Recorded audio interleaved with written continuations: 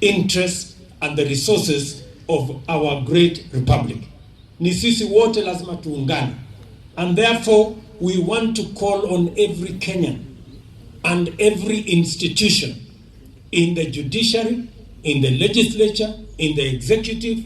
We must close ranks to eliminate wastage, to eliminate theft, to eliminate corruption, and to eliminate mismanagement. And it must be a collective responsibility. And every institution must pull their weight so that we can make sure that we defeat those who undermine our development through theft and corruption. Kwa hivyo, wale wote ambao wanahusika, isiwe ni kwamba wengine wanafuruta kwenda mbele, wengine wanafuruta kurudisha nyuma. Sisi wote lazima tushirikiane so that we can move together as a nation. Kwa hivyo, sitaki kusema kuzidi hapo. Mimi nataka niseme, nimefurahi kuja hapa Kiambu, nitarudi tena vile mumesikia. Nitakuja hapa tena kuanzisha hizo mambo ya barabara mpaka hii Kiambu ibadilike na Kenya ibadilike. Tunaelewana jameni? Tutatembea pamoja. Mimi nataka niwaulize viongozi hao wa Kiambu wote wafanye kazi kwa pamoja. Si namna hiyo? Na nyinyi ni ndugu moja, wa Mushomba, wa Mashukuru, wa Matangi.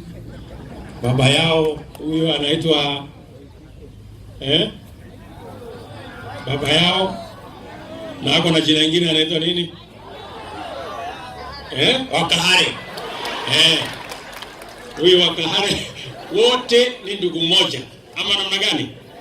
Wote wafanye kazi pamoja. Si namna hiyo?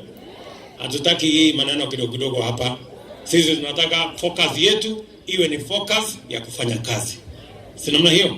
Kiambu ni county number 1. Mahali mdosi mwenyewe anatoka.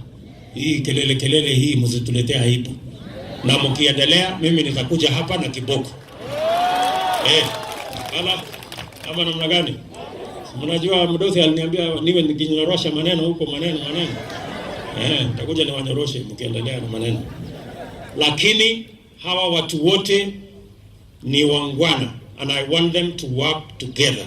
Kwa sababu mko na idhini, mmechaguliwa na wananchi wa Kiambu kwa manufaa ya kushirikiana, kufanya kazi pamoja, ndio tuweze kupeleka taifa letu mbele.